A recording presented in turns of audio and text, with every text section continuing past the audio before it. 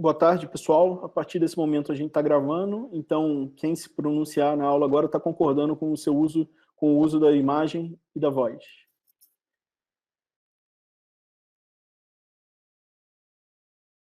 Dando sequência ao nosso estudo de sistemas lineares, pessoal, na última aula eu recordei alguns fundamentos teóricos de sistemas lineares, né? E falei um pouquinho, dei uma pincelada sobre como resolver um sistema linear num computador. E a principal mensagem que a gente tirou na aula passada é que resolver um sistema linear num computador pode ser uma tarefa muito cara. Cara no sentido de tempo de processamento, demora muito, e a gente viu que um sistema 20 por 20, resolvido com a regra de Cramer tradicional, pode levar séculos, né? Você não tem séculos para esperar a resposta. Então, hoje, a gente vai ver como a gente pode resolver sistemas lineares de maneira um pouquinho mais eficiente, ou deveria dizer bem mais eficiente, do ponto de vista computacional. Tá?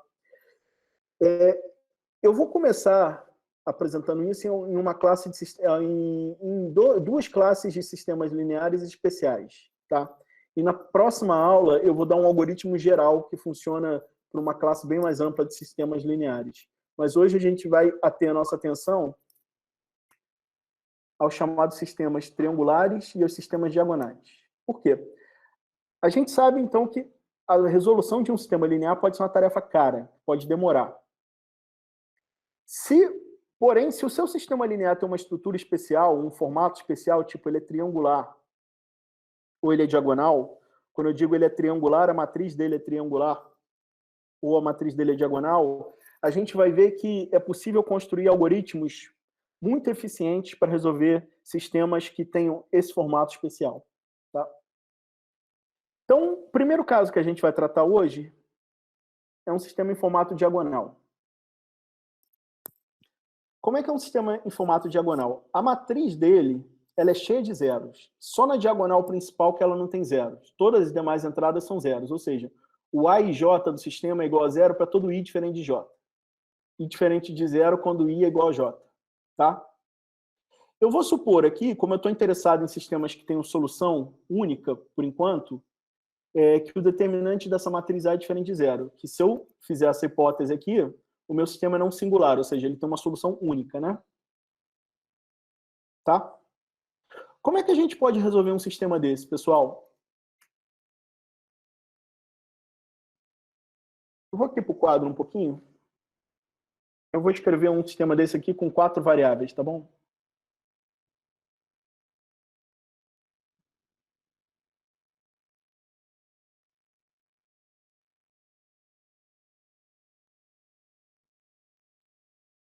Vou fazer um 3 por 3. Isso aqui é um sistema diagonal, não é?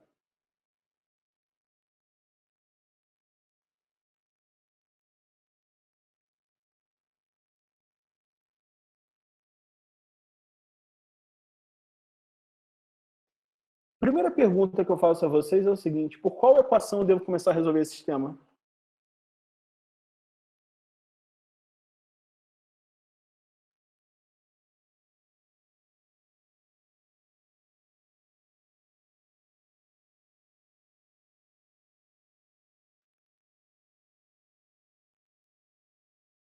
Qual a equação que eu tenho que começar a resolver aqui, pessoal?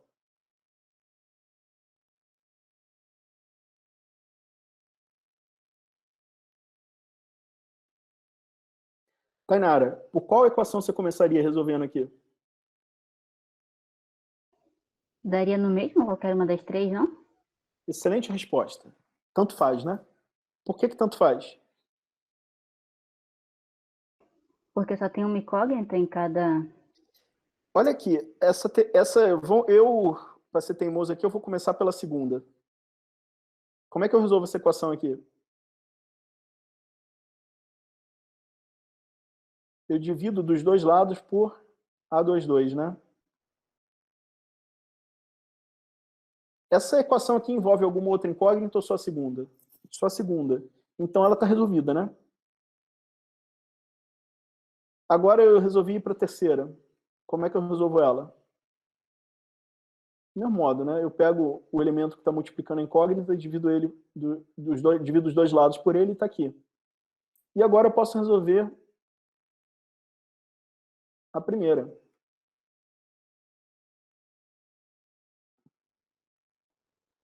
Agora, eu fiz nessa ordem, a segunda, a terceira e a primeira. Você, Tainara, poderia, de repente, eu quero fazer a primeira, depois a segunda, depois a terceira.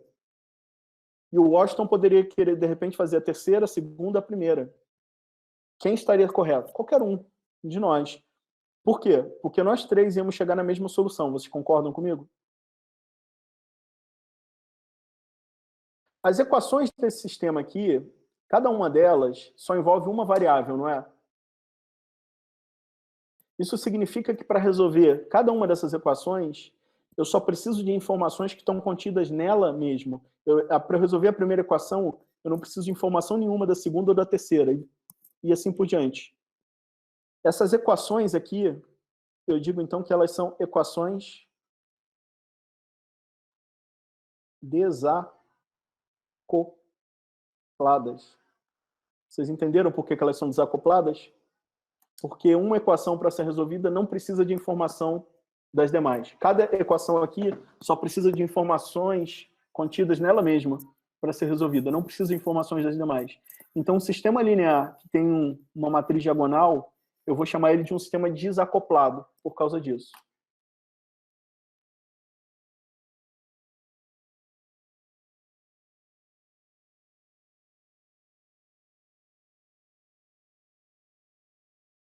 E como vocês viram ali, a resolução, a ordem não importa e a resolução é muito fácil. A incógnita xi, o valor numérico dela é o quê? É a razão entre o termo que está do lado direito da equação dividida pelo coeficiente da variável, né?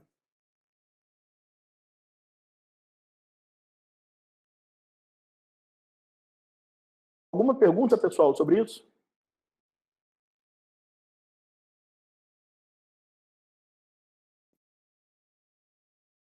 Pessoal, eu quero fazer um computador i7 agora em 2021. Faz o quê? 52 bilhões de operações de ponto flutuante por segundo, né? Não tem esse sistema aqui que eu estou resolvendo? Xi dele é BI sobre AI para I de 1 até N. Se o meu I for 20, quantas operações eu vou precisar para resolver esse sistema aqui?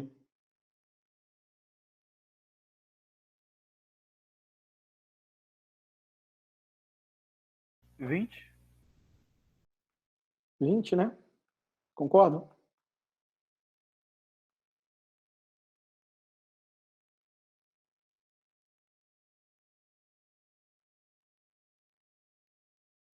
Um computador que tem essa capacidade de processamento aqui resolve esse sistema aqui em quanto tempo?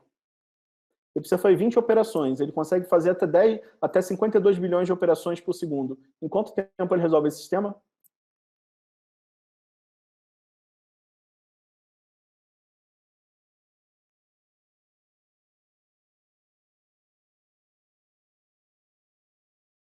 Bem menos de um segundo, né, professor? Fração de segundo, né? Concordam comigo? No Kramer precisava de quanto tempo para fazer isso? Nesse mesmo computador aqui, 90 e poucos anos, né? Vocês estão vendo como a escolha do algoritmo para um problema pode fazer muita diferença?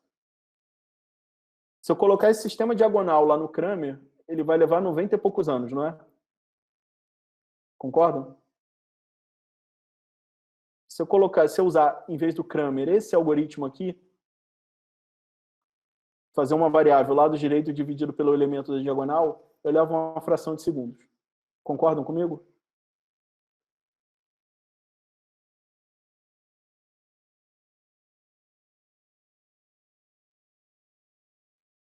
Se vocês não falaram nada, é porque não concordam, ou concordam?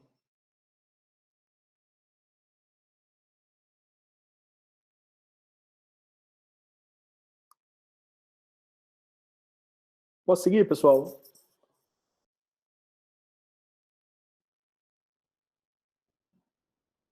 Posso seguir? Estão falando que sim, professor. Sim, Tá. isso.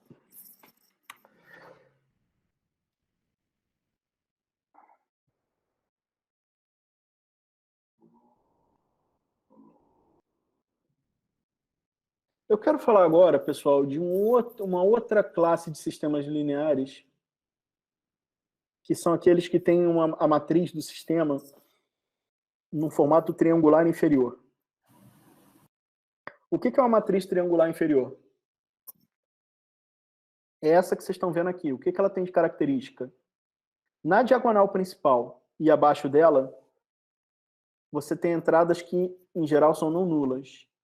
E acima da diagonal principal, você só tem entradas nulas. Ou seja, o A e J é igual a zero para todo I menor que J, né? Porque aqui acima da diagonal principal, o índice da linha é menor que o índice da coluna, né? De novo, eu estou assumindo que esse sistema é não singular. Essa hipótese aqui me garante que todos os elementos da diagonal principal são diferentes de zero, né?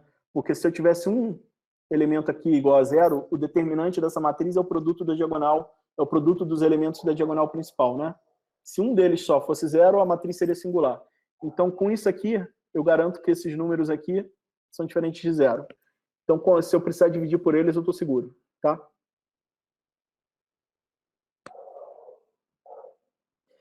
Vamos ver aqui, pessoal. Se eu expandir aquele sistema matricial em equações abertas, o que a gente vai obter é isso aqui, não é? Um sistema assim. Eu vou lá para o quadro.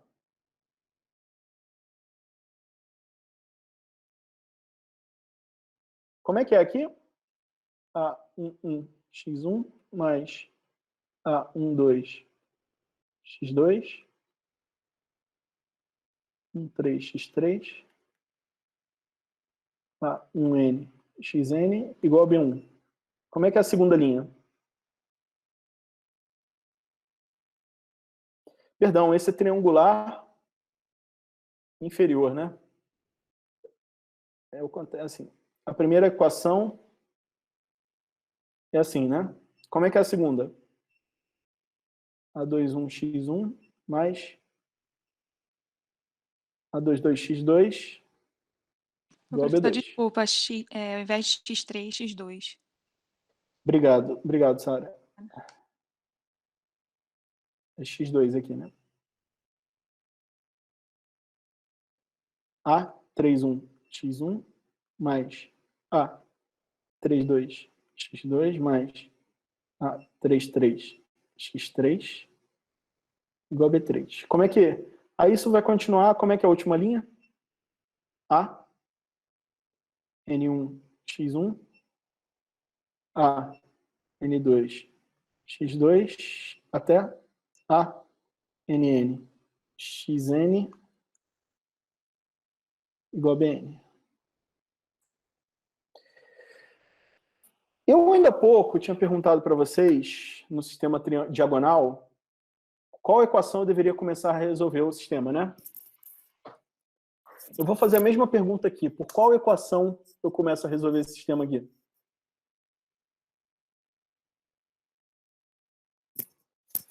Nesse caso, a primeira? Nesse caso, a primeira, porque se eu tentar começar pela terceira, o que vai acontecer?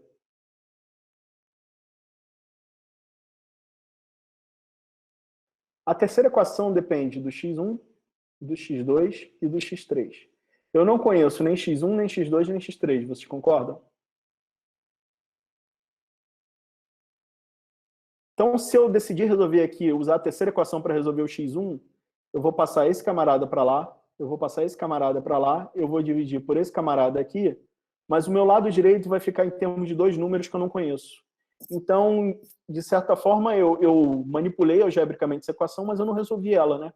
Porque eu expressei o x1 em termos de duas coisas desconhecidas. E se eu fizer isso com qualquer equação para baixo, vai acontecer a mesma coisa. Se eu fizer isso com a segunda, vai acontecer a mesma coisa. Entretanto, se eu olhar a primeira equação eu consigo resolver a variável x1, não consigo? Por quê? É B1 sobre A11. Não tem nenhuma outra variável aqui além do x1. Então, a primeira equação me dá o valor do x1. Vocês concordam?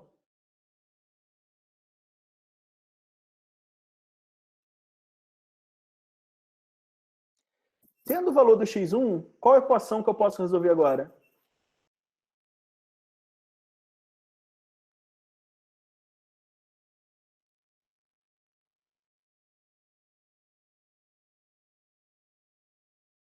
Pessoal, eu já Matheus resolvi a respondeu, primeira. professor, a segunda. A segunda. Por quê, Matheus?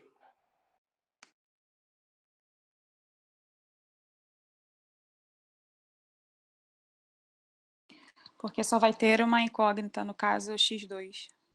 A segunda equação tem duas incógnitas, tem o x1 e o x2, mas o x1 eu já sei quem é, né? Então eu posso pegar esse valor aqui, colocar ele aqui, e agora a segunda equação está em termos de uma única incógnita, vocês concordam? Como é que é o x2 aqui, Matheus? Vê se você concorda que vai ser o B2 menos esse camarada aqui, né? Que é quem? A21 vezes o x1, que eu já conheço, né? Dividido por A22.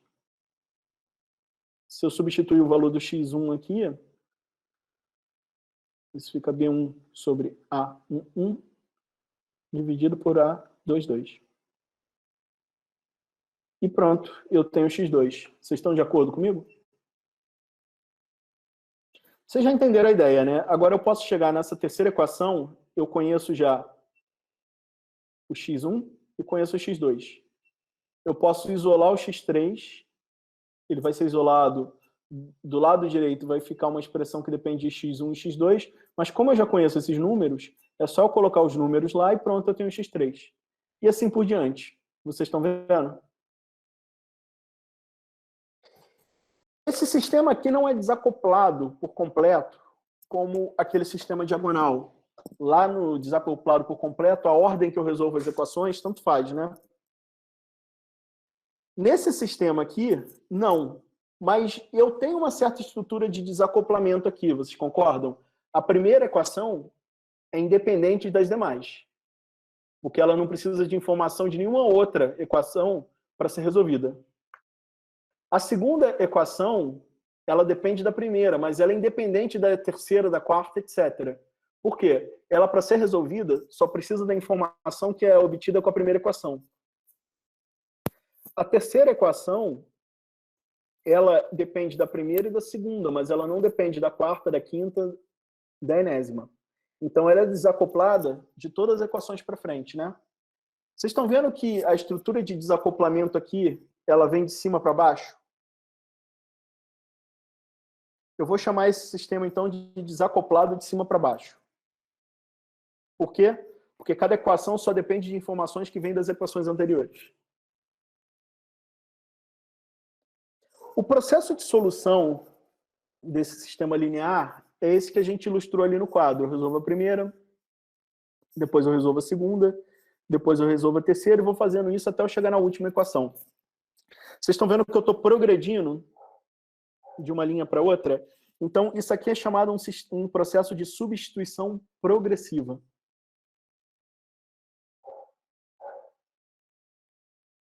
E o xi, se vocês querem uma fórmula para o xi, vocês viram que o x2 era o B2 menos esse camarada aqui, dividido pelo A22, né? O x3 seria quem? Esse camarada aqui, menos esse, dividido por esse. Se eu generalizar essa fórmula, vocês concordam que é BI menos uma soma, isso aqui é uma soma, de termos A e J, XJ, com J indo de 1 até I menos 1. Por exemplo, I igual a 2, eu vou somar aqui de 1 até 1. Ou seja, vai ter um termo só. Quando I for 3, eu vou somar para 1 e para 2. E assim por diante. Está claro aqui essa fórmula aqui embaixo? Professor, você pode explicar a fórmula de novo, por favor? Tá. Vou explicar no quadro.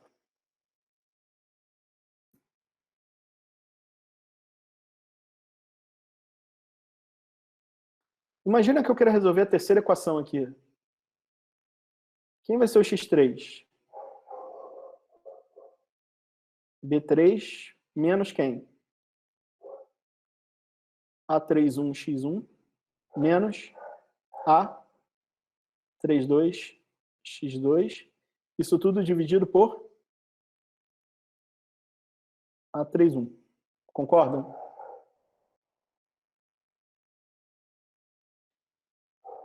Eu estou tentando generalizar isso aqui. Isso aqui funciona para 1, para 2, para 3, para qualquer n, não é? Vamos tentar generalizar aqui. Eu tentar generalizar é eu trocar esse 3 por i. Professor, Então, no denominador não seria o A33? o A33, obrigado, Sara. Nada. Aqui é o A33. Eu estou tentando generalizar, eu estou tentando fazer isso funcionar para qualquer número. Então, onde está 3 aqui, eu vou trocar para i, tá bom?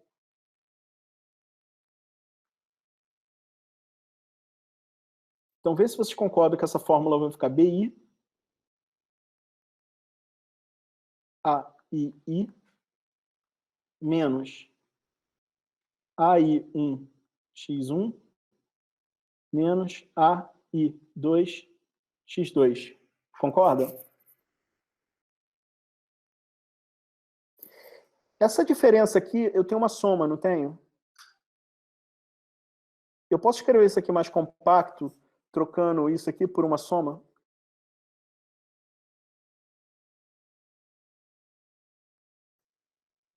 Eu vou fazer isso aqui, AIJ, XJ, com o J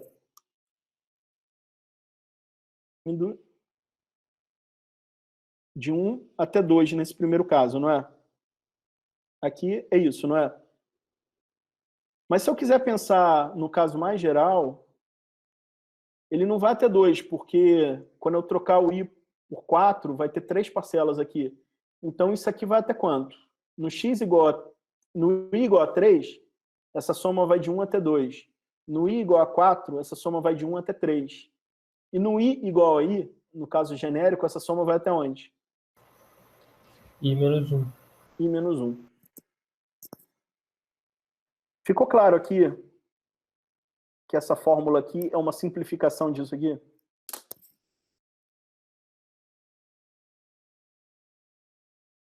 Ficou assim. Tá?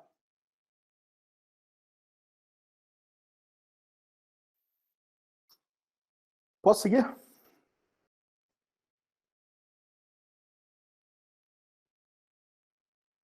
Agora vamos imaginar que a gente tem um sistema com essa estrutura aqui, triangular superior. O que é uma matriz triangular superior? Abaixo da diagonal principal, ela só tem zeros. E na diagonal principal e acima, ela tem números que, em geral, não são nulos. Como essa matriz, eu estou supondo, ela é uma matriz não singular, determinante diferente de zero, eu sei que na diagonal principal, todos são diferentes de zero, né? Se eu abrir esse sistema, se eu passar ele da forma matricial para o formato geral, o sistema de equações que a gente vai obter é assim.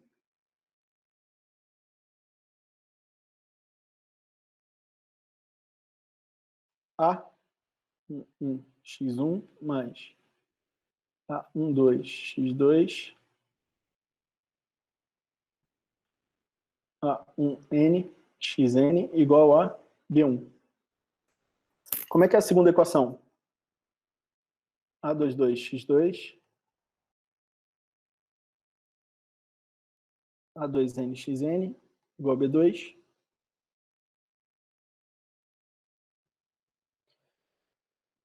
Como é que é a penúltima equação aqui? Então, ANN xn, né, igual a B, n menos 1. Antes desse aqui tem o quê? AN menos 1. Aqui, perdão, aqui eu errei. Aqui não é NN, não. Aqui é A n menos 1, n. Aqui é A n menos 1.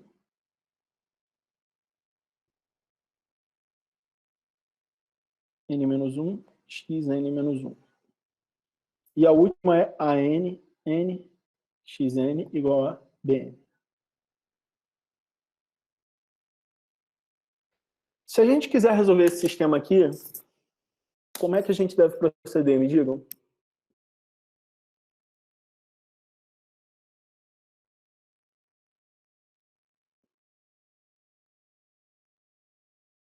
Qual equação eu preciso começar aqui? A última. Pela última. Qual vai ser a solução da última?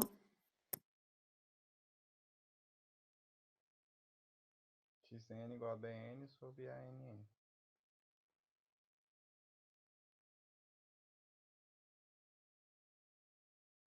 Beleza. E agora?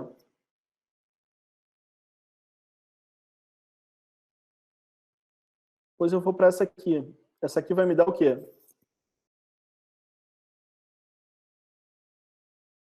Xn menos 1 é igual ao quê?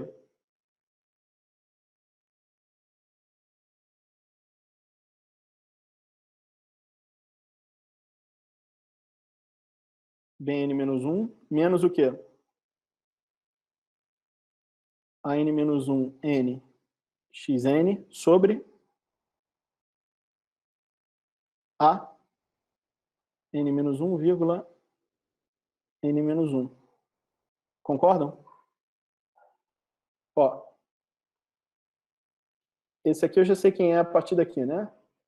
Eu joguei esse cara para o outro lado, aí deu isso aqui, e depois dividi por esse cara aqui.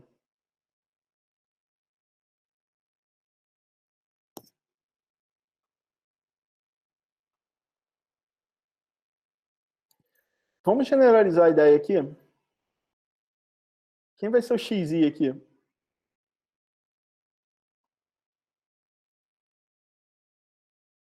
O bi, né? Menos quem?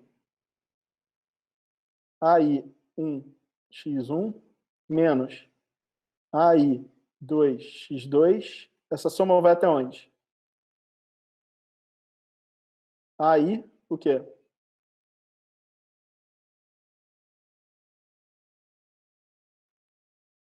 I menos 1, né? Sobre AI. Concordam comigo?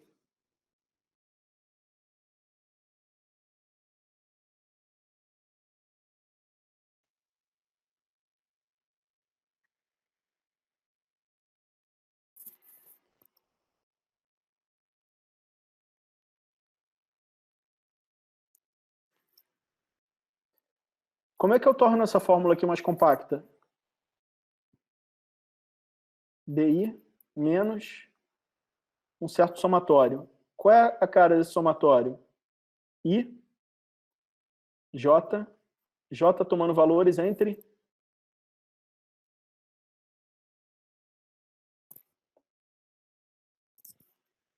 Eu errei aqui, né?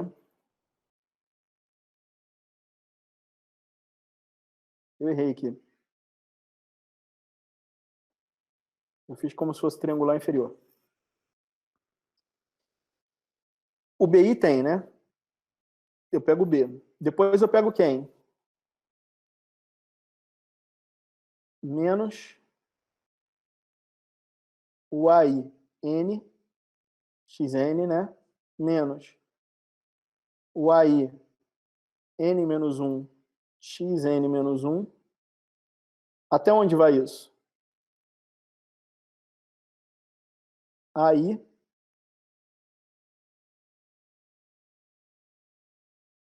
I mais 1, né? Xi mais 1. Concordam? Ó, aqui é a equação para resolver o x2, não é? Ele vai ser B2 menos A2N menos A2N menos 1, A2N menos 2, até quem? A2, 3, né? Dividido por A, I.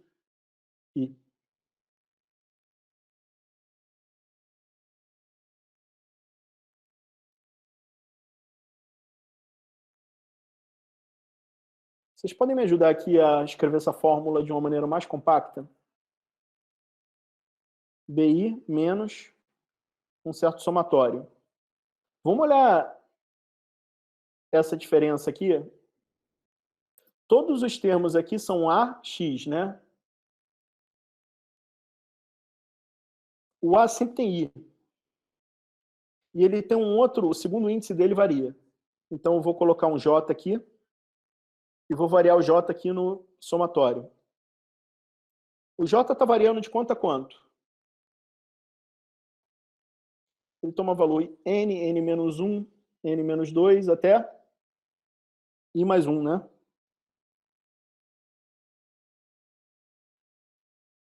Então, eu vou fazer I mais 1 até N. E quando eu for dividir aqui, é por esse coeficiente aqui, que no caso do XI é quem? A, I, I.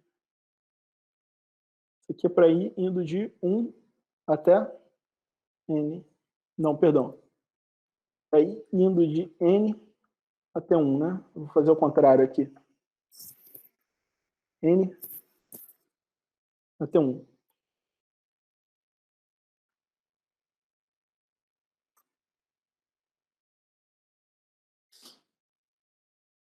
A gente vê que aqui a solução tem que ser feita de baixo para cima, né?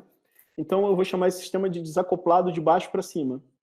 E para resolver ele, eu faço esse processo de substituição, que nem eu fiz no triangular inferior. Só que eu tenho que ir substituindo de baixo para cima. Então eu chamo isso de uma substituição regressiva. Eu estou voltando nos índices da equação, né? Essa fórmula aqui é aquela que eu acabei de deduzir, né? Quando você for programar isso no computador, é essa fórmula que você vai usar. Pessoal, ficou claro essa parte de sistemas diagonais e sistemas triangulares?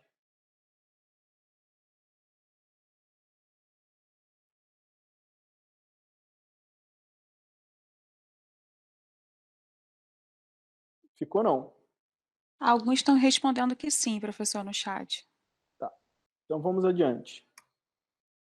Como é que eu coloco esse método de resolver sistemas triangulares no computador? Eu vou colocar aqui o algoritmo para resolver um sistema triangular superior. O triangular superior se resolve por substituição regressiva, né? Então isso aqui vai fazer uma substituição regressiva.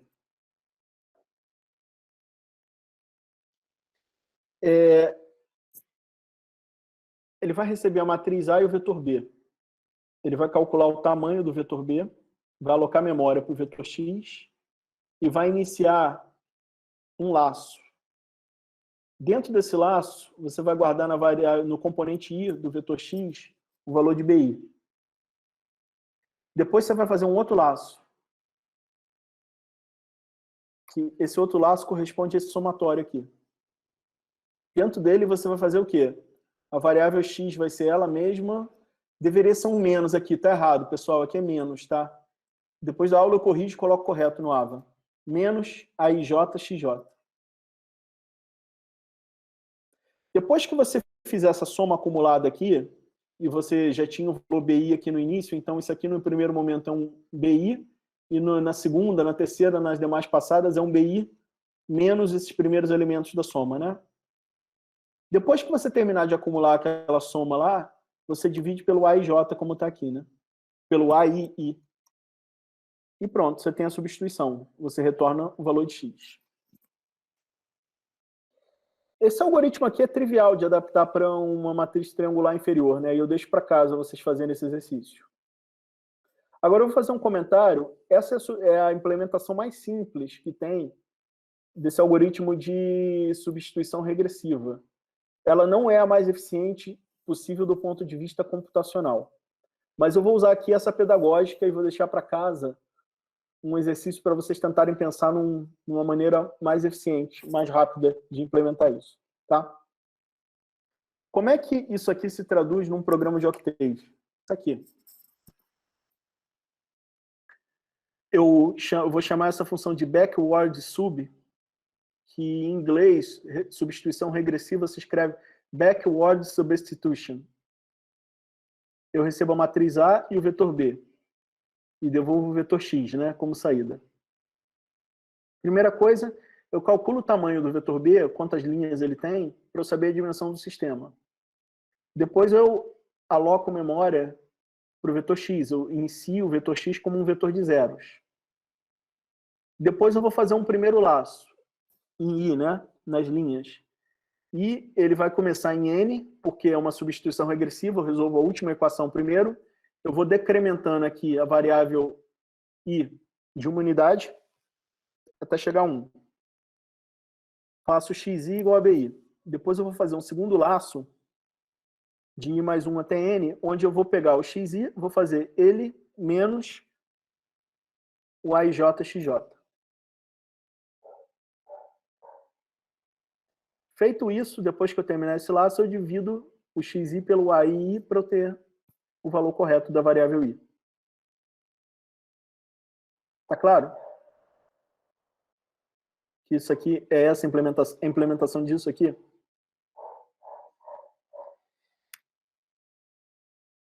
O forward sub, a substituição progressiva, está aqui. É uma mudança ínfima, né? Eu vou mudar a ordem que eu faço esse primeiro laço aqui, né? Você repara que aqui eu estou indo de N até 1, aqui eu vou ir de 1 a N. E aqui eu estou fazendo um laço no J de I mais 1 até N, aqui eu faço de 1 até I mais 1. É a única mudança que vocês têm que fazer. Alguma dúvida na implementação?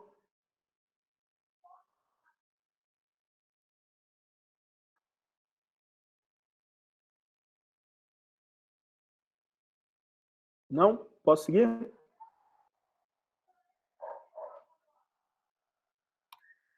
Eu quero fazer um experimento computacional agora, pessoal. Um com um sistema triangular superior, o outro com um sistema triangular inferior. Nos dois, eu vou usar uma matriz triangular que todas as entradas são iguais a 1. Todas as entradas não nulas. Por aqui. A primeira linha, todo mundo 1. Aqui a segunda linha, o primeiro é 0 e o resto é todo mundo 1. Na terceira, as duas primeiras entradas são 0 e as demais 1. E assim por diante, né? Quando eu faço esse sistema aqui, eu estou construindo ele de modo que eu quero que o vetor todo mundo igual a 1 seja a solução dele. Então, se eu multiplicar essa primeira linha por um vetor que todo mundo é igual a 1, quanto vai dar esse primeiro componente do B? 1 mais 1 mais 1, n vezes, dá n, né? Da mesma forma, se eu multiplicar aqui todo mundo 1 pela segunda linha, vai dar n menos 1, depois vai dar n menos 2, etc. Na penúltima linha, se eu fizer esse linha aqui, por coluna aqui vai dar 2, e na última vai dar 1, né? Ficou claro a maneira que eu construí esse sistema aqui?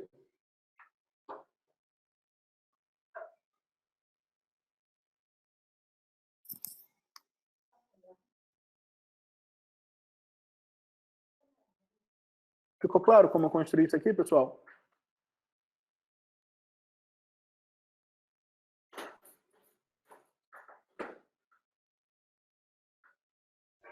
Professor, ali, no caso, na terceira linha, embaixo do N-1, seria N-2 ou o valor de N atualizado para o anterior? Aqui o que você está dizendo? É, no caso, numa terceira linha. A terceira linha vai ser o quê? Você vai ter 0 aqui, 1, 1, 1, toda a vida, né? Então aqui vai ser, quando eu fiz... Cada linha tem N entradas, não é? Aqui, então, tem N entradas iguais a 1. Quantas entradas iguais a 1 eu tenho na segunda linha, Tainara? 4? Não. A primeira entrada é 0. Todas as demais são 1. Então, eu tenho N menos 1 entradas iguais a 1, né? Esse reticências aqui quer dizer que todo mundo agora é igual a 1, tá?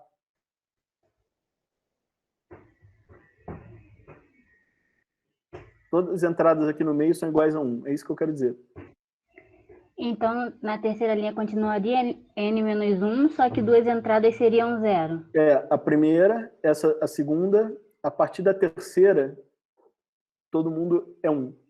Tá? Tá, entendi. Então, por isso que dá N, N-1, N-2, N-3. Até que vai chegar aqui no final vai dar 2 e na última vai dar 1, né? Aqui embaixo é a versão triangular inferior para isso. Qual a diferença? A matriz vai ser espelhada para baixo, né? E isso aqui também você vai trocar de ordem. Aqui o N está em cima, aqui ele vai estar embaixo. Aqui o 1 está embaixo e ele aqui vai estar em cima. Tá? Eu quero fazer isso no Octave. Então eu vou colocar aqui n igual a 5. A matriz A eu vou construir como? Eu vou construir uma matriz n por n só de uns e vou usar esse comando triu, triangular U, de upper, triangular superior, né? Esse comando triu, ele vai pegar a parte triangular superior dessa matriz de uns e vai botar o resto igual a 0. E o vetor B eu vou construir ele para ser a solução, ele vai ser igual ao produto de A por um vetor de uns, né? Como esse sistema é triangular inferior, eu vou resolver ele por um algoritmo de substituição regressiva. Está aqui. Eu vou dar um x igual a backward sub de A e B e vou usar o tick-tock para contar o tempo. Tá bom? Aqui embaixo é a versão triangular inferior disso. A única diferença é que, em vez de usar o triu, eu vou usar o tri-L, que pega a parte triangular inferior dessa matriz. E em vez de usar o backward sub, eu vou usar o forward sub. Vamos fazer isso no Octave? Ô, professor, Oi? eu não entendi a diferença desse trio pro tri-L. Eu vou explicar aqui no programa, tá? Deixa o pessoal só, minha bateria tá acabando, deixa eu ligar o computador na tomada. Professor, então no caso, eu estaria fazendo a mesma operação, só que de lugares diferentes, né? O valor final seria o mesmo. No que? No... Pegando de cima, a superior de cima e a superior de baixo. Os valores seriam iguais, no caso, não? A solução é igual, mas são sistemas diferentes, tá? São diferentes, então pode ser que tenha valores diferentes. São porque a matriz deles é diferente, né? A matriz do sistema é diferente. Mas tem sistemas com matrizes diferentes que têm a mesma solução, né? Vamos ver aqui no Cocalc.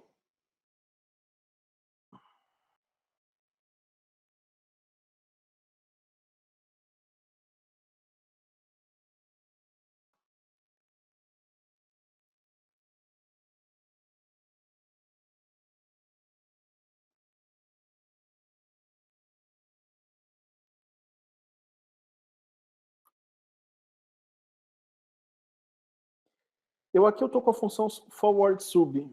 Deixa eu copiar ela no chat para vocês. Eu queria que vocês fizessem esse experimento aí. Eu vou dar Shift Enter nela para executar ela. E aqui eu tenho a função backward sub.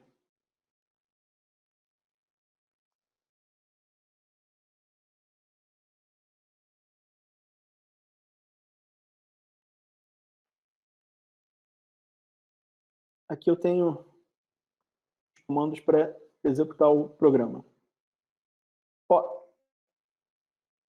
eu estou pegando a matriz A e estou fazendo, em princípio, eu ia encher ela de uns. O one NN, ele vai te dar uma matriz N por N com todo mundo igual a 1, não é?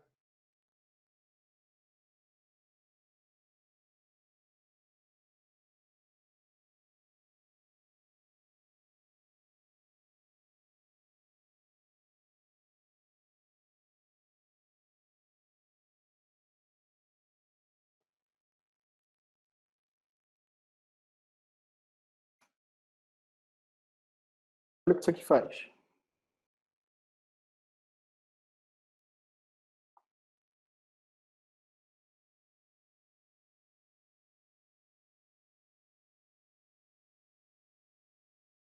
Deixa eu colocar assim primeiro.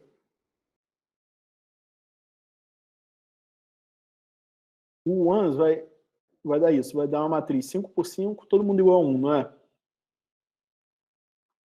Quando eu faço o trio disso, pega quem está abaixo da diagonal principal e zera todo mundo. Tá claro?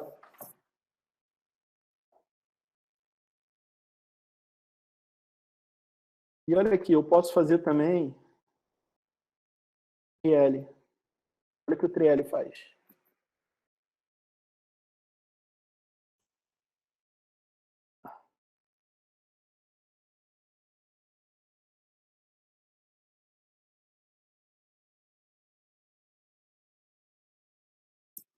Triu pegou a parte diagonal, a parte triangular superior.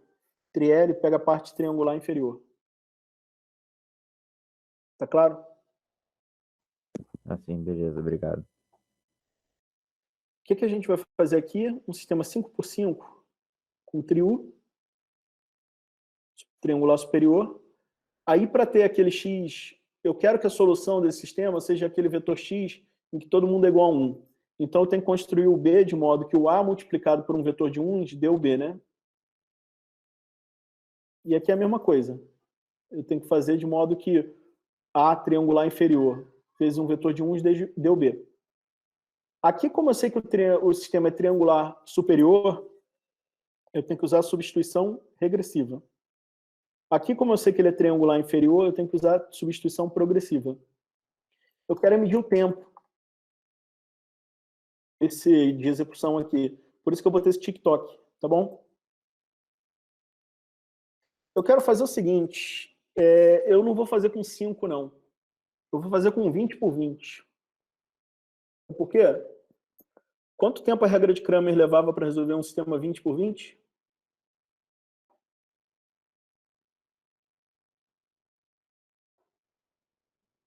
Um século.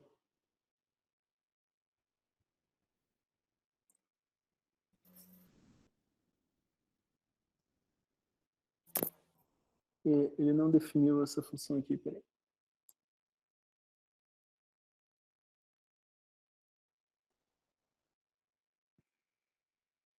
Aqui. Ele achou a solução correta aqui?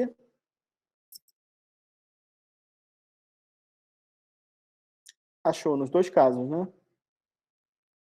Quanto tempo ele levou para achar essa solução correta?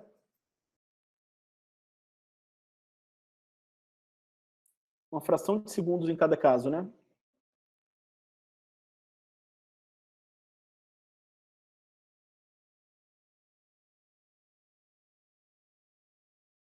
Ah, 20 por 20 é pequeno. Vamos tentar 100?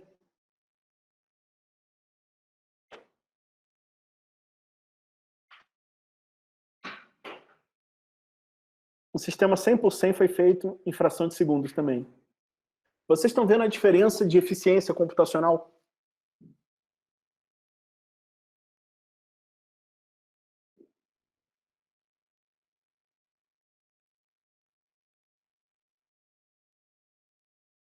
Na regra de Cramer, para fazer um sistema 100 por 100, eu levaria a idade do universo, provavelmente, né? Ou mais. Aqui, um 100 por 100 é feito instantaneamente. A questão é, esses algoritmos que eu apresentei hoje para vocês, eles só podem ser usados em uma matriz especial, matriz com estrutura triangular, né? Ou numa matriz diagonal, aquele primeiro algoritmo que eu mostrei, que é bem simples, né? Mas, quando o sistema tem essa cara, é muito melhor usar isso do que usar Cramer. Concordam comigo?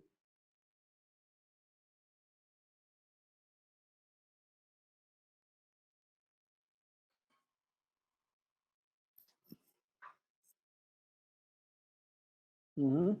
Concordo, né, Matheus? Professor, O Lucas está perguntando se o Octave sabe escalonar. Ele sabe de certa forma. Como o Octave resolve isso, como eu vou explicar na próxima aula, tá? O que eu posso adiantar é o seguinte, dentro da maneira que ele resolve, tem embutido lá dentro do pacote substituição progressiva e substituição regressiva. Isso é uma parte do pacote, tá? Por isso que eu estou explicando esses algoritmos hoje.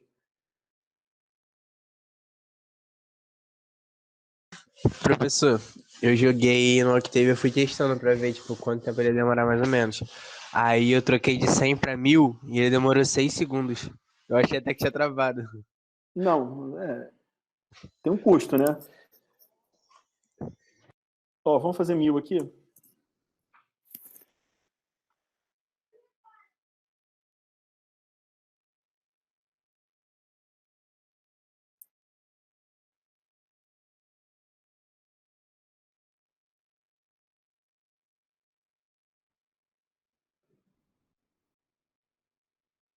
Cinco segundos em um, 6 segundos no outro, né?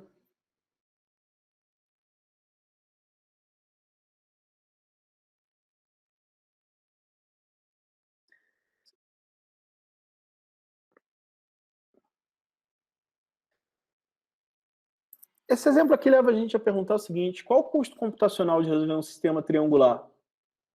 Com o Kramer você era inviável você resolver um 20 por 20, né? Aqui a gente resolveu 1000 por 1000. Vocês acham que dá para resolver sistema de qualquer tamanho? Sistema triangular de qualquer tamanho num computador de mesa, não? Você viu que do 100 por 100 era instantâneo, o 1000 por 1000 já esperou 5 segundos. Se eu te der um sistema 1 milhão por 1 milhão, você acha que resolve em um tempo viável? Eu acho que antes de botar o computador para fazer essa conta, você deveria se perguntar quantas operações o computador vai levar para fazer isso. E como eu sei quantas operações ele faz por segundo, você tem como estimar o tempo total que ele levaria. Né? Que nem a gente fez com a regra de Kramer. Qual o custo para a gente resolver um sistema triangular? Vamos fazer umas continhas aqui? Eu vou fazer isso aqui para um triangular. Vocês querem que eu faça para o superior ou para o inferior? Tanto faz.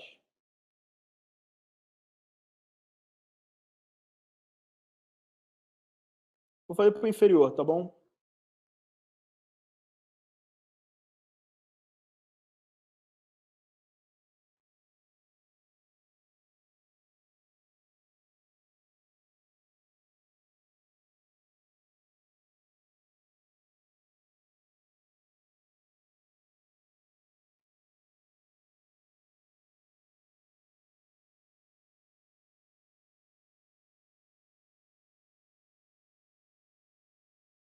Como é que é na última linha? Ah. N1, X1. Professor, Pode falar, Carla.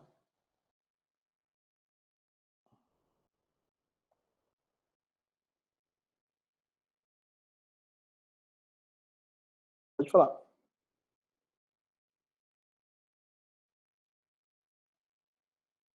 Thierry, você teve estouro de memória? Qual foi o sistema que você tentou resolver?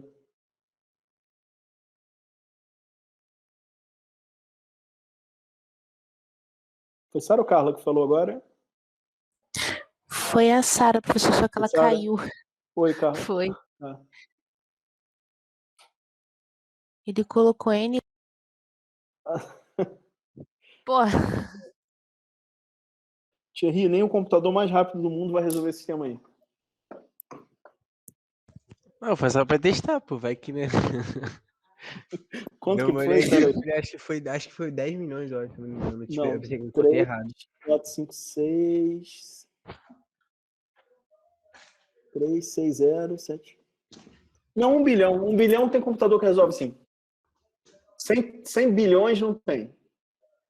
10 bilhões já tem pouquíssimos, mas acho que ainda dá para encarar algumas dezenas de bilhões de graus de liberdade. 100 bilhões, computador nenhum no mundo faz. Nenhum computador de casa faz esse sistema aí que você botou. Tá? Computadores conseguem fazer com 1 bilhão de variáveis, são supercomputadores. E não são usando os métodos que a gente vai estudar aqui, são usando métodos mais sofisticados. Tá? A gente vai estudar aqui o arroz com feijão, o suficiente porque esse arroz com feijão aqui resolve 90% dos problemas de engenharia, de física, de matemática aplicada que você se depara com sistemas lineares. Eu tenho colegas que trabalham com um sistema bilhão por milhão. Então, esses métodos aqui não se aplicam para esses problemas. Eles precisam explorar outras propriedades dos sistemas para poder dar conta de tanta conta que eles têm que fazer, tá? Estão vendo esse sistema aqui, pessoal? O nosso objetivo aqui é contar quantas contas são necessárias para resolver isso aqui. Para calcular a variável x1, quantas contas eu preciso fazer? Eu divido B1 por A1. Quantas contas eu faço para calcular B1? A x1?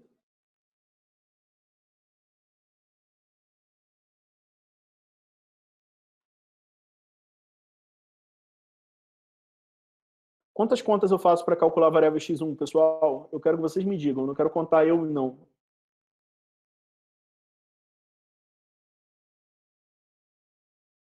Uma, né? Dividir esse número por esse.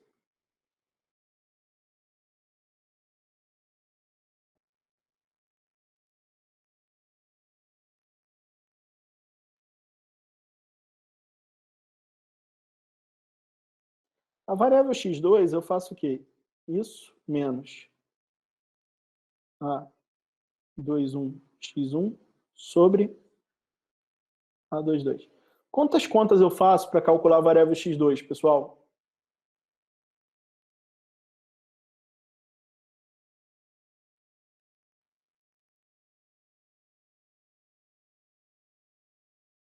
Aí Tainara respondeu 2, professor. Tá errado. É uma Tainara, só? também tá errado. Quais foram as contas que você contou aqui?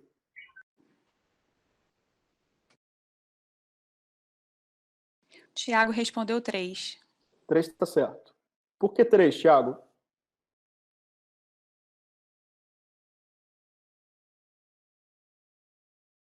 Eu preciso fazer esse produto aqui, vocês concordam? Isso é uma conta, não é? Eu preciso pegar esse número e subtrair do resultado desse produto. Isso são quantas contas? 2. E eu preciso pegar esse resultado da diferença e dividir por esse número. São 3 contas. Concordam?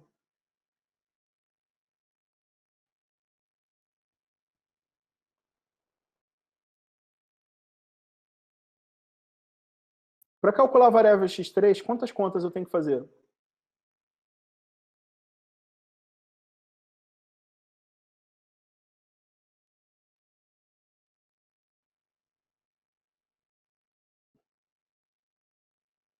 E digam aí.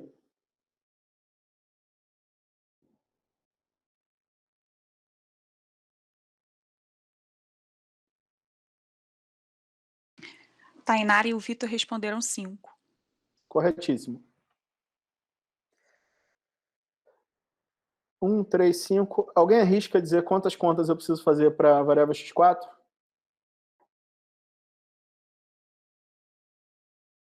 Yolanda respondeu 7. Vitor, Júlia e Tainara também. 5, 9. Quantas contas eu preciso para a variável xn? 1, 3, 5, 7, 9. Vai ser um número ímpar, não é?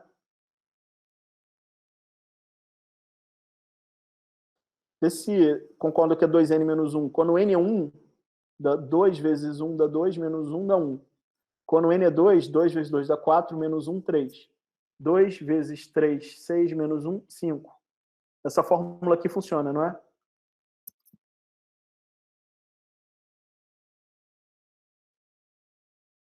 O número de operações de ponto flutuante que eu represento por esse flops minúsculo aqui, para resolver um sistema triangular é o quê?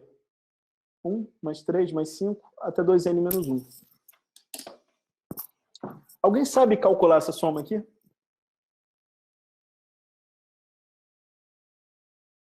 Dá para a gente calcular essa soma facilmente? Matheus respondeu PA. Essa é a soma de uma progressão aritmética, não é? Como é que é a soma de uma progressão aritmética? Como é a soma dos elementos de uma progressão aritmética? Eu pego o primeiro, pego o último, somo eles e multiplico pelo número de termos dessa progressão dividido por 2, né? Então isso aqui vai ser esse cara somado com esse. Tem n termos aqui vezes n dividido por 2. Esse 1 aqui, esse menos 1 aqui e esse mais 1 vão se cancelar. Isso aqui vai ficar 2n ao quadrado dividido por 2. O 2 cancela com 2, isso é n ao quadrado. Concordam?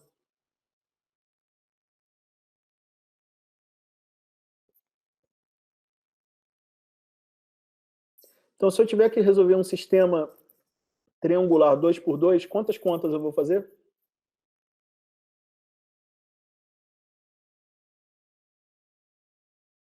Quatro. Se eu tiver que resolver um sistema 3 por 3, quantas contas eu vou fazer? 9. Se eu tiver que resolver um sistema 10 por 10, quantas contas eu vou fazer? 100. Se eu tiver que resolver um sistema 1000 por 1000, quantas contas eu vou fazer? 1.000.000. Né?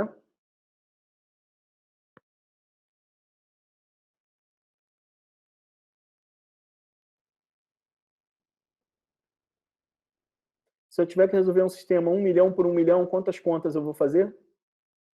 Da 10 a 12. 10 a 12 é o quê? 1 trilhão. Vocês estão vendo que o sistema milhão por milhão já vai ficar inviável, né? Ou vai demorar muito tempo, né? Porque o computador faz o quê? Um computador de hoje de mesa rápido faz 50 bilhões de operações por segundo. 50 bilhões de operações por segundo, quanto tempo isso levaria para chegar a 1 trilhão? É algum tempo, né?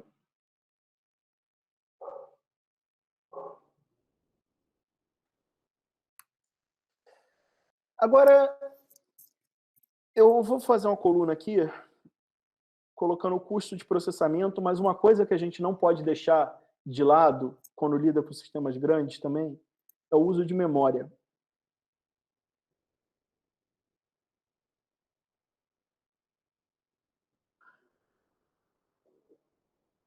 Quanto de memória, quantas posições de memória eu preciso para armazenar um sistema triangular?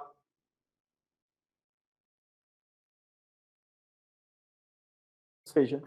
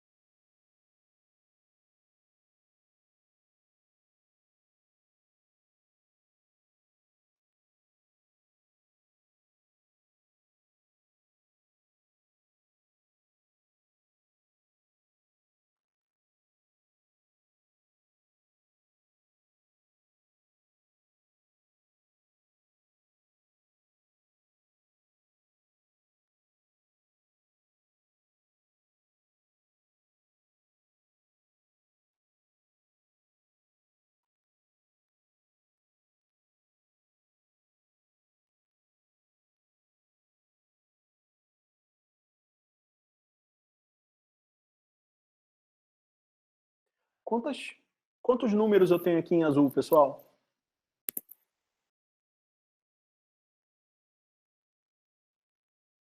Aqui tem quantos? Aqui tem quantos? N. E aqui, nesse triângulo azul, quantos números tem?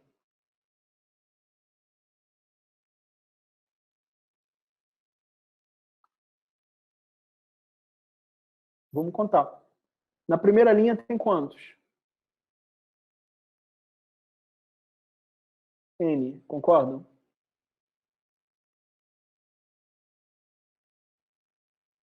Na segunda, quantos números diferentes de zero que eu estou falando, né? Tem um zero aqui e os demais são diferentes de zero. Quantos números tem na segunda linha, não nulos? N-1. Na terceira,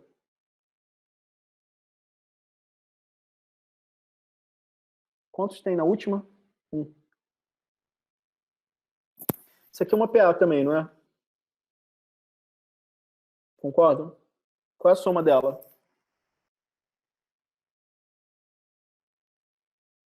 O cachorro está mordendo meu pé aqui. N mais 1 vezes... Quantos termos tem aqui? N, né? Sobre 2.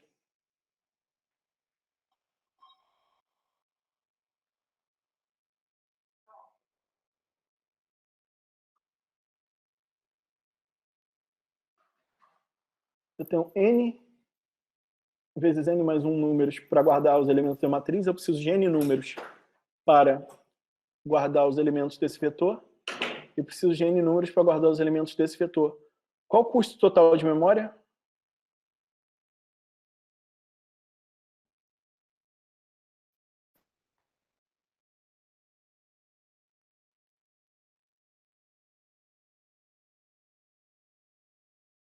N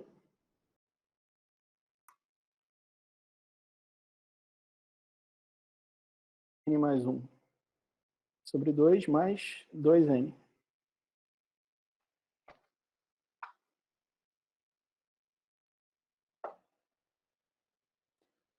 Concordam comigo?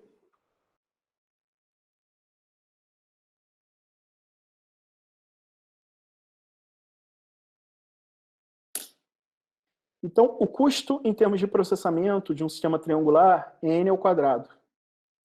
E o custo de memória é esse aqui. Está errado aqui, pessoal. Eu botei n menos 1, n mais 1. Eu corrijo depois da aula e boto os slides corretos lá, tá?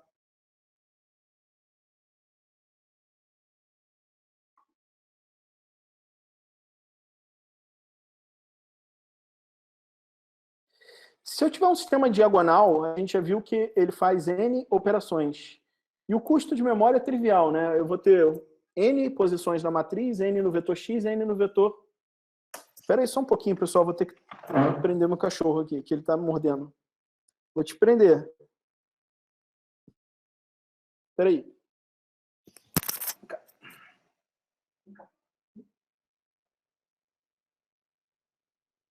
Dá tchau pra turma.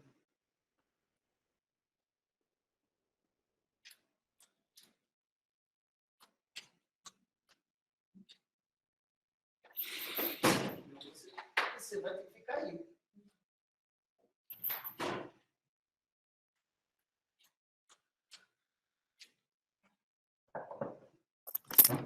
Desculpa, pessoal. Professor, Oi. a Yolanda falou que não entendeu o 2N. Eu não sei se ela conseguiu entender agora. E a maioria achou o cachorro muito fofinho. É. O 2n vem o seguinte. Você tem n mais 1 sobre 2 aqui na matriz, não é? Você tem que guardar na memória também o b e o x. Então, você tem n entradas no x e n entradas no b. Então, tem esse mais 2n aqui por causa do x e do b. Tá? Ele abriu a varanda.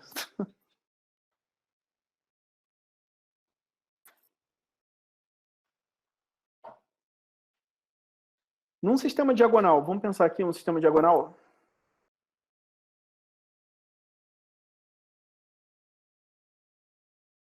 O que é 3n aqui?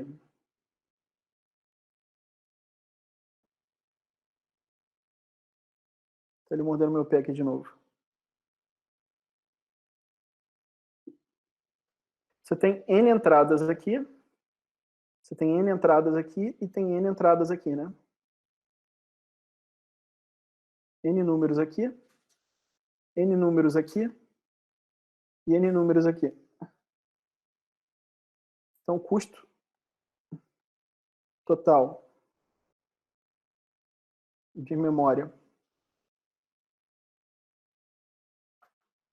é igual a 3n. Isso é um sistema diagonal, né?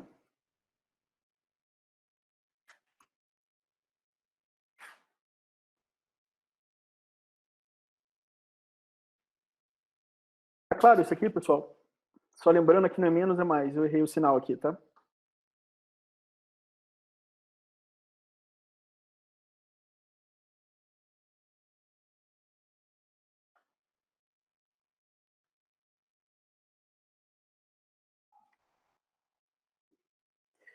Vamos ver em termos de custo. Vamos ver aquele experimento que a gente fez com a regra de Cramer para estimar o tempo de processamento. Aqui está a dimensão do meu sistema linear. Está variando de 10 até 100 milhões, tá bom? Aqui é o número de operações. O número de operações para resolver um sistema triangular é qual? N ao quadrado, né?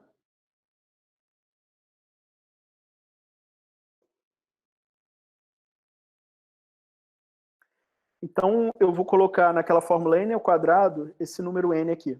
Aí vai dar 10 ao quadrado, 10 à quarta, 10 à sexta, 10 à oitava, 10 à décima, 10 a 12, 10 a 14, 10 a 16, né? É fácil fazer essa conta dos flops no sistema triangular. Qual é o tempo de CPU? Aqui está a quantidade de operações de pontos flutuantes por segundo que um computador de mesa típico faria 10 anos atrás. Quanto que ele faz hoje? Mais ou menos 4 vezes mais rápido, né?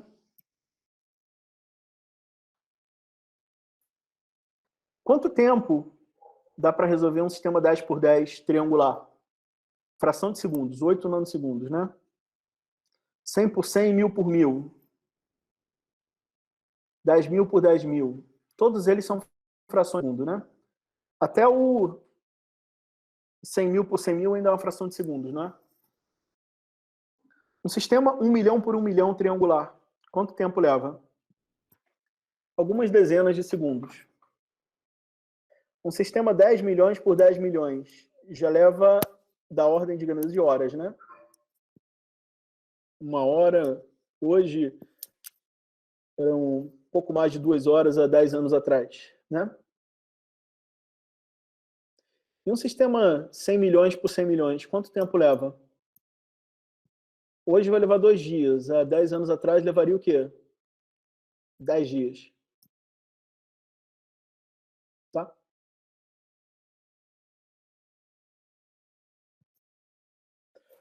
Então, uma outra coisa. Vocês fizeram um experimento ali, fizeram 1 mil por 1000 e não deu uma fração de segundo, deu 6 segundos, não é? Alguém sabe explicar a diferença?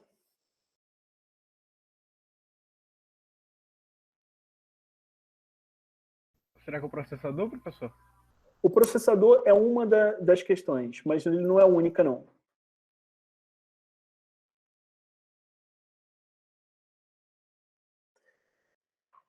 Essa medida de custo de solução de um sistema, ela é muito importante porque ela dá a ideia da ordem de grandeza do tempo, mas ela não dá uma boa estimativa exata do tempo, porque ela não leva em conta questões de acesso à memória. Para quem entende bastante computação, sabe que acesso à memória é uma coisa crítica num programa. Um programa pode rodar mais rápido ou mais devagar, de acordo com a velocidade como ele acessa a memória dentro do computador. Tá? Existem umas questões de acesso de memória que são críticas, especialmente para sistemas grandes. Quanto maior o sistema, mais essa questão de acesso à memória vai ser relevante. Tá? Quando eu falo naqueles sistemas bilhão por bilhão, os algoritmos para aquilo têm que levar em conta esses aspectos de acesso à memória, porque isso ali pode comprometer completamente a eficiência do método computacional que você está usando para resolver o sistema. Aqui, como a gente está vendo isso pela primeira vez e para problemas caseiros, digamos, ou para 90% dos problemas de computação científica que um engenheiro, um cientista se depara no dia a dia, essa estimativa dos flops é mais que suficiente para saber se você consegue resolver o sistema ou não. Tá? Mas tem esses dois fatores, varia de processador para processador e o tempo de acesso à memória é importante. Tá? Então, aqui eu estou dizendo que 1 mil por 1000 se faz em microsegundos, em dezenas de microsegundos, e vocês aí no experimento viram isso em 5, 6 segundos. Uma questão é o processador, que é diferente desse aqui, e a outra questão é acesso à memória. Tá? Acesso à memória é o quão rápido o seu processador acessa, consegue recuperar uma informação da memória. Isso é diferente do custo de memória que a gente estimou ali, de quanta memória você precisa para guardar essa informação lá. Tá? Essa é a questão que eu quero chegar agora. Os números dessa tabela aqui não vão estar acurados, não, porque eu fiz essa tabela com a fórmula n-1 e deveria ser n mais 1, né? Eu corrijo essa tabela daqui a pouco e coloco o slide corrigido lá no AVA. Mas a ordem de grandeza não vai mudar muito aqui. Tá? Só para dar um sabor para vocês, aqui estão as dimensões do sistema. 10, 100, 1000, 10 mil, 100 mil, 1 milhão, 10 milhões, 100 milhões. O custo em termos de memória de um sistema triangular está aqui, né? Aquela tabela lá foi preenchida com essa fórmula aqui. Quantas posições de memória eu preciso aproximadamente? Para um sistema 10 por 10, 65 posições, para um sistema triangular. Eu lembro que nessa conta está as posições da matriz, do vetor B e do vetor X. Tá? Quantas eu preciso num sistema 100 por 100? 5 mil posições de memória. 500 mil, 50 milhões, 5 bilhões, 500 bilhões, 50 trilhões, 5 mil trilhões aqui. Quanto que isso custa em memória? A gente normalmente faz conta, computação científica normalmente usa precisão dupla, né? Usa uma variável real, precisão dupla. Uma variável double, ela ocupa 8 bytes de memória. 65 entradas precisam de meio kilobyte. 5 mil entradas precisam de mais ou menos 40 kilobytes. 500 mil entradas precisam de 490 kilobytes. 50 milhões de entradas precisam de 48 megabytes. 5 bilhões de entradas precisam de 5 gigabytes. Qual a memória RAM de um computador típico hoje em dia? 4. 4 GB de RAM. Esse sistema aqui, 10 mil por 10, 100 mil por 100 mil, ele é resolvido na fração de segundos, teoricamente, não é? Mas olha um gargalo aqui para ele. Você pode tentar, o computador, o processador até daria conta de fazer as contas, mas ele não tem memória suficiente para armazenar o sistema. Por isso que o SSD é tão rápido? Ou não tem nada a ver com nada? Eu não sei, o SSD é Solid Disk, né, que você quer dizer? É porque ele parece que ele não melhora o processador, né? Mas como o HD tem um gargalo de leitura de memória, ele aumenta esse gargalo. Então... Ele é uma tecnologia diferente daqueles HDs tradicionais que gravam em disco, né? Eu não sei muitos detalhes disso. Você podia perguntar para o pessoal de computação, vai saber te explicar melhor. Mas o que eu sei é que gravar em disco é a coisa mais lenta que você pode fazer num computador. Ler memória em disco e gravar em disco. Memória que eu estou falando aqui não é memória em disco, é memória RAM. O SSD, grosso modo, é o seguinte: a tecnologia de armazenamento dele é mais próxima do armazenamento em RAM do que do armazenamento em disco tradicional. Por isso que o acesso é mais rápido. Tá? Isso é uma explicação para criança, tá? Beleza, professor. Pergunta ao pessoal de engenharia de hardware que eles vão te dizer melhor isso. Mas aqui não é memória física, não é memória SSD ou memória de HD. Isso aqui é memória RAM.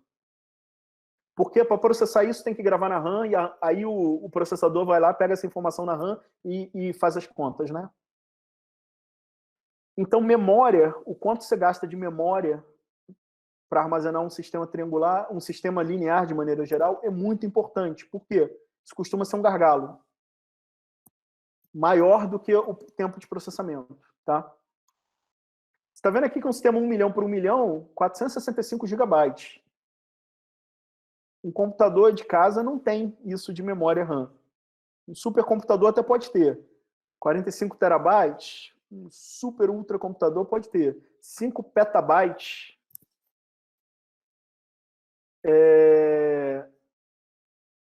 Tem poucos computadores no mundo com essa capacidade de processamento, com essa capacidade de memória, se é que tem, tá?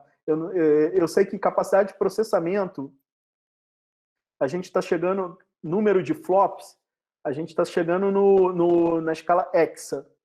Hexa é o quê? 10 a 18, tá? 10 a 18 flops por segundo. Já nos próximos anos a gente vai ter computadores, supercomputadores com essa capacidade. Os mais rápidos hoje estão na capacidade de petaflops. 10 a 15 flops, tá?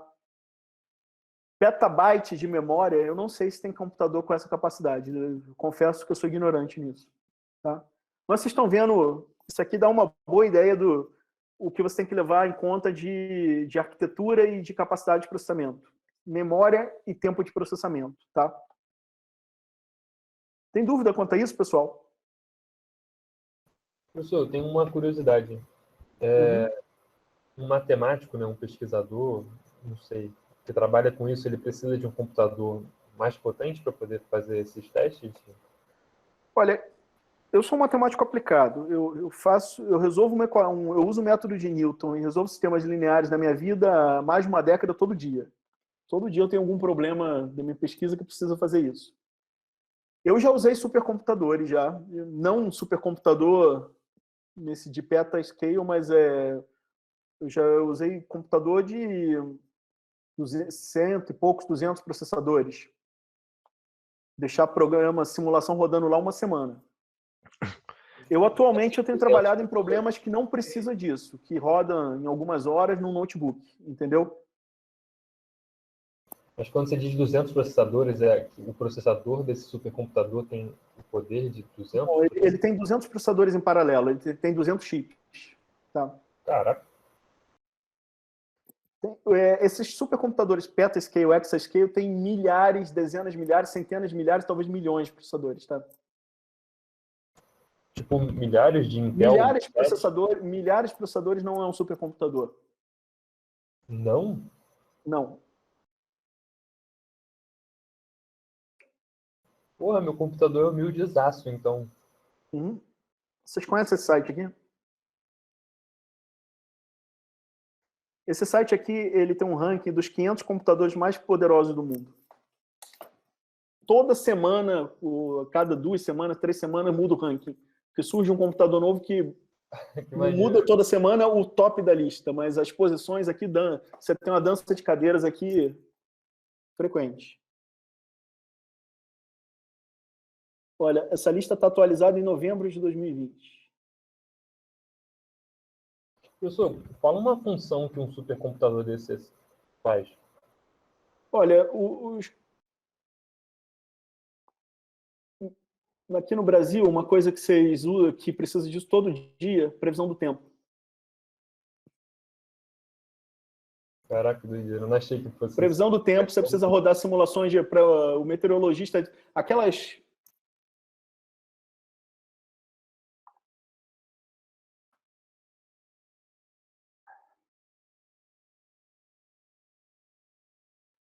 Vocês veem no jornal sempre essas coisas aqui, né?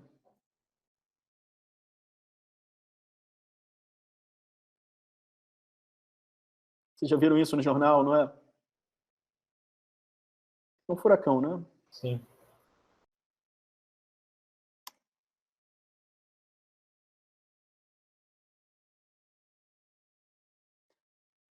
Como é que esse... Tá vendo esse mapa de cores aqui? Isso aqui é precipitação, né? Para você calcular esse mapa de contorno de precipitação, você precisa resolver algumas equações de dinâmica de fluidos. Essas equações levam horas, dias, meses rodando. Por quê?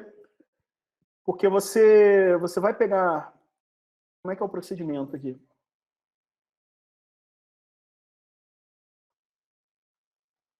Essas equações são equações diferenciais.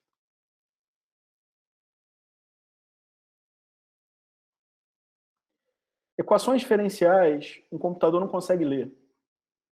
Um computador só consegue ler equações algébricas.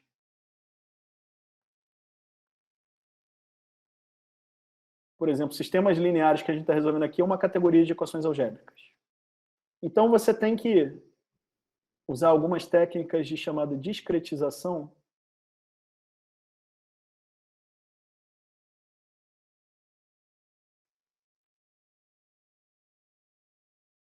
para transformar as equações diferenciais em equações algébricas que o computador possa ler. Isso aqui, equações diferenciais envolvem derivadas. Então, você tem alguma coisa assim, tipo y' igual a uma certa função de y. E quando você faz a discretização, isso aqui vai virar um AX igual a B. Conhece o AX igual a B?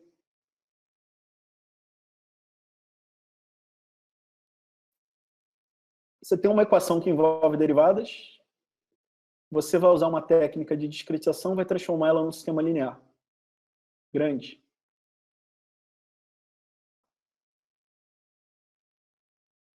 Isso aqui se coloca no computador. Ele vai usar técnicas que a gente está estudando aqui para resolver isso. Isso te dá uma previsão.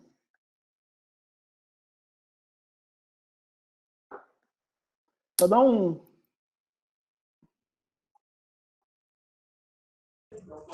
Professor, eu tava uma ideia olhando, para vocês, microbiology.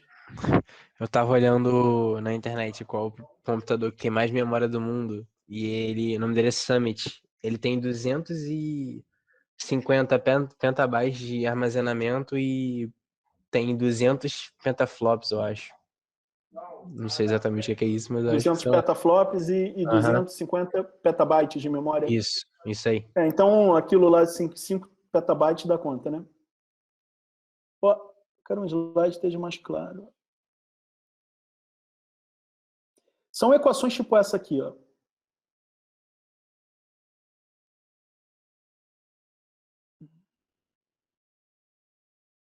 Vocês estão conseguindo ver essas equações aqui?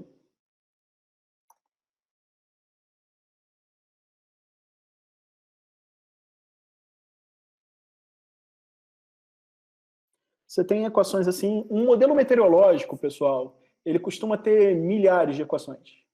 Porque ele tem que levar em conta a precipitação, tem que levar em conta efeito de interação do vento com o solo, ele precisa levar em conta troca por radiação. Você, às vezes, tem alguns milhares de equações diferenciais. E isso, quando discretizado, dá origem a um sistema linear, milhões por milhões, centenas de milhões por centenas de milhões. Para resolver isso, vocês viram que isso aqui demora, né? Precisa usar aqueles supercomputadores. O INPE, o Instituto Nacional de Pesquisas Espaciais, ele tem um supercomputador desse.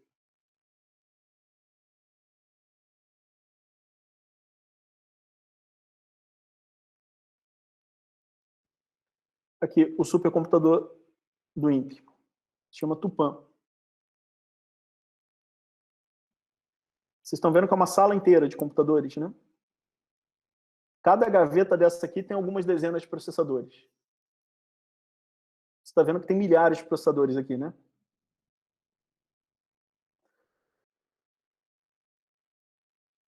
Professor, essa sala inteira aí é tudo um computador só? Você tem várias gavetas, você tem vários processadores independentes, mas eles estão todos conectados e tem uma unidade que coordena todos eles, entendeu? Que faz eles trocarem informações. Então, de certa forma, ele é um computador só. Aqui, no LNCC, em Petrópolis, no Laboratório Nacional de Computação Científica, a gente tem um computador mais rápido do Brasil. Ele se chama Santos Dumont. E aqui a gente tem o... Eu não sei se o Lobo Carneiro... Não, eu acho que o Santos Dumont é mais rápido que o Lobo Carneiro já. Tem um computador chamado Lobo Carneiro, ali na UFRJ, que eu acho que é o segundo mais rápido, certamente é o segundo mais rápido do Rio de Janeiro. Eu não sei se em nível de Brasil já. Eu acho que a Petrobras tem um mais rápido que eles também, que esses dois, mas aí não é de uso público, né?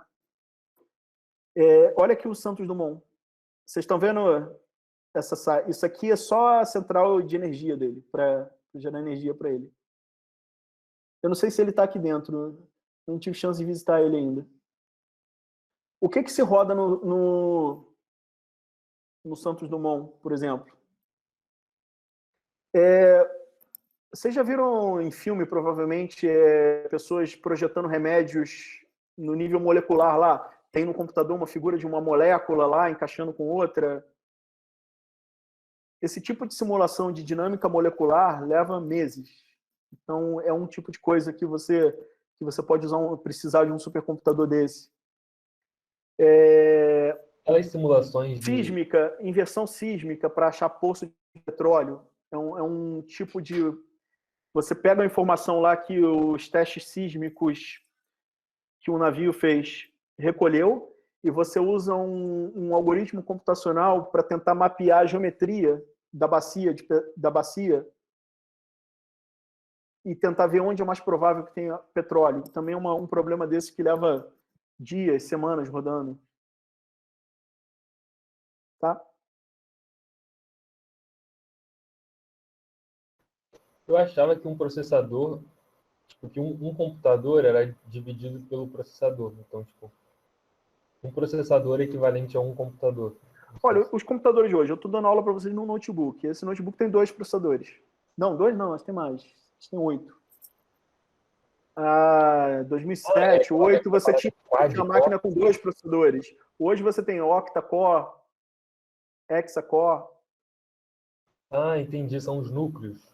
São os núcleos, entendeu? Ah, tá. Agora, aqui numa dessa, você tem que entender o seguinte. Cada gavetinha dessa é uma máquina com múltiplos núcleos e você tem milhares de gavetas. Então, ele tem a capacidade de processamento de milhares e milhares, milhões de computadores de mesa, entendeu? Só que eles estão todos ligados. Ele consegue fazer todas essas contas em paralelo. Por exemplo, imagina que a gente tivesse um sistema linear aqui, 1 bilhão por 1 bilhão, que não dá para fazer no computador, mas ele fosse diagonal. Se ele for diagonal, a ordem de resolver as equações tanto faz, não é? A gente não viu isso no início da aula? Se a ordem de resolver isso tanto faz, eu posso pegar essas 1 bilhão de equações que eu tenho para resolver. 1 bilhão Em teoria dá para fazer até aqui porque o computador faz 52 bilhões de contas por segundo, né? Mas imagine que eu tivesse um sistema 1 trilhão, que ia levar algum tempo para fazer aqui.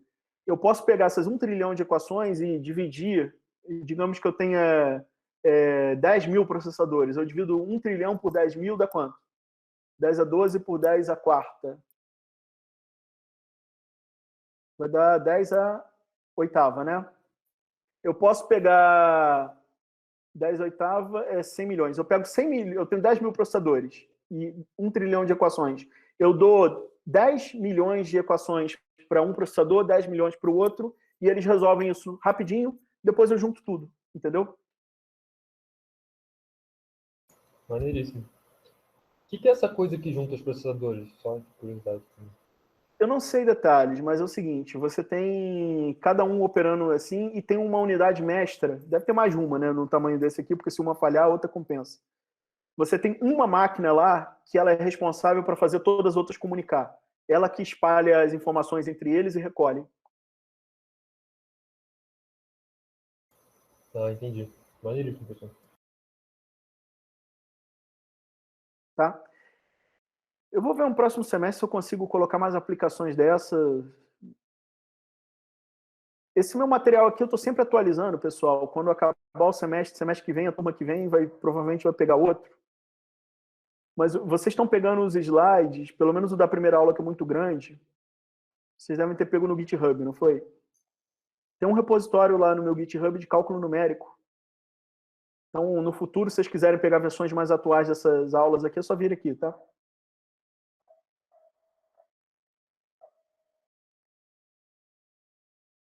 Professor, o Matheus perguntou como vai ver que é o computador, pelo que eu entendi, como ele obtém essas equações diferenciais? Boa pergunta. O computador não acha isso no ar. Alguém coloca lá dentro de um programa, né? Então, alguém faz um programa e faz um programa como vocês estão fazendo aqui no Octave, né? Algo que leva meses para processar, você não vai fazer no Octave, porque o Octave é lento. Você vai fazer em Fortran e C. Você coloca um programa lá, compila esse programa e bota ele para rodar.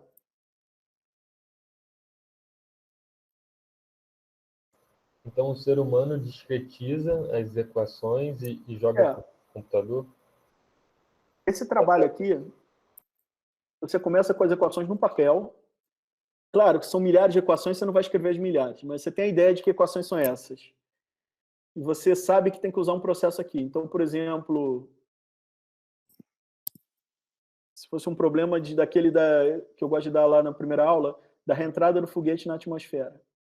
Eu sei que eu vou ter que resolver Navier-Stokes.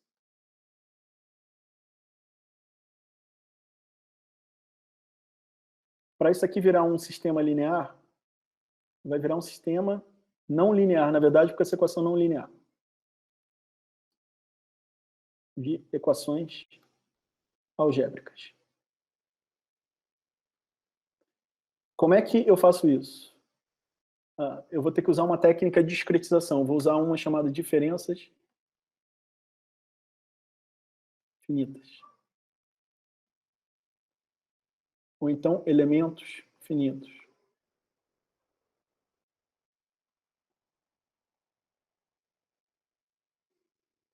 Aí tá. Sistema não linear é complicado. Então eu tenho que, de algum jeito, linearizar ele. E com isso eu chego num sistema linear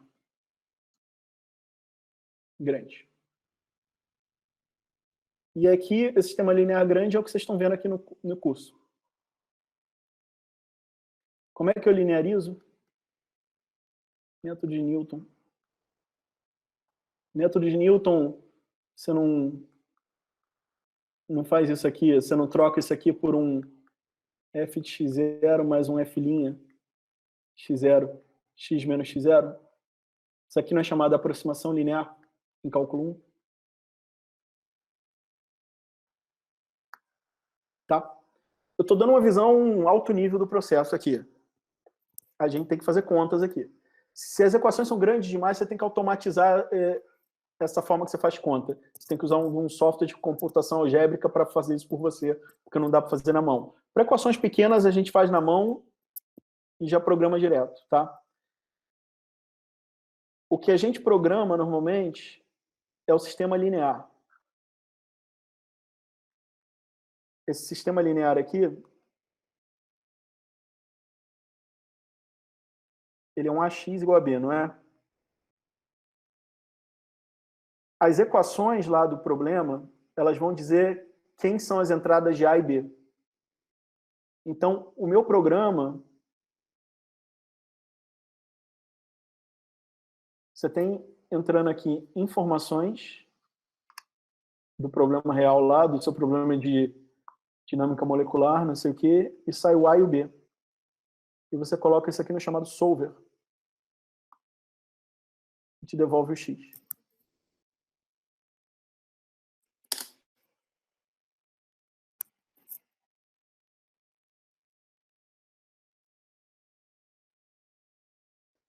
As equações do problema definem o A e o B, tá? Ah, e que equações eu uso no problema? Por que a gente estuda? Tem gente que se especializa em física relativística, por que tem gente que se especializa em dinâmica de fluidos, por que tem gente que se especializa em química inorgânica, por que tem gente que se especializa em geologia de poços de petróleo? Porque cada domínio desse tem uma equação diferente, né? Que modela os problemas de lá. E ninguém no mundo sabe todas elas. Então, você precisa de um especialista para te dar isso aqui. E como também isso aqui tem muitos, tem gente que é especialista só nessa etapa aqui. O cliente dele dá a matriz A e o vetor B e ele resolve. E devolve para o cliente o X. O cliente só quer o X. Tá? Eu sou só usuário disso aqui. Eu não desenvolvo sistema. Eu trabalho muito nessa parte aqui, para alguns problemas, desenvolvendo equações para aqueles problemas. Tem um colega meu de departamento, Luiz Mariano, que ele é especialista nisso aqui, em sistemas lineares. Alguém dá a matriz e o B para ele, e ele desenvolve métodos para resolver isso de maneira mais eficiente. Tá?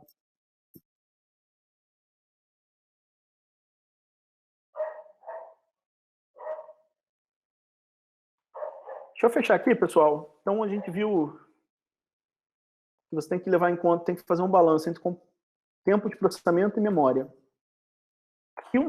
Que lições de moral vocês têm que levar para casa? Sistemas lineares de grande porte, com uma estrutura especial, tipo triangular ou diagonal, podem ser resolvidos num tempo de processamento aceitável. Razoável, tá? Qualquer sistema linear grande demanda uma quantidade significativa de memória, mesmo quando tem uma estrutura triangular. Então, isso pode ser um gargalo, na prática, mais significativo que o tempo de processamento. Tá? E, novamente, eu vou enfatizar, o método numérico para você resolver um sistema linear tem que ser escolhido a dedo, tem que ser escolhido de maneira muito cuidadosa. Por quê? Porque pode, se você escolher de maneira errada, pode dar resultados errados, ou pode demorar tempo demais, ou pode gastar memória demais, tá? Então, são 3 lições importantes sobre sistemas lineares. Para casa, 2 exercícios computacionais. O sistema diagonal, eu disse que ele, o sistema diagonal que eu apresentei ali, ele custa, em termos de memória, 3N, não é? Dá para fazer um algoritmo que gasta menos memória ali. Pensem um pouquinho. Pensa o seguinte, você recebe A e B de entrada, né? E devolve o quê? O X. Eu preciso guardar a informação do B para o usuário final, para quem eu retornar X? E outra coisa, eu preciso guardar N ao quadrado posições de memória? Não. Eu só preciso guardar a diagonal principal, né? Então, pensa num algoritmo eficiente em termos de memória para o sistema diagonal. Pense também num algoritmo otimizado para fazer substituição progressiva ou regressiva. Aqui otimizado em termos de memória, mas também em termos de processamento. Dá para fazer um mais rápido que aquele que a gente fez lá. Tá? Pensa na maneira como aquela soma é computada e vê se vocês não conseguem pensar de uma forma mais eficiente. Então é isso, pessoal. Perguntas?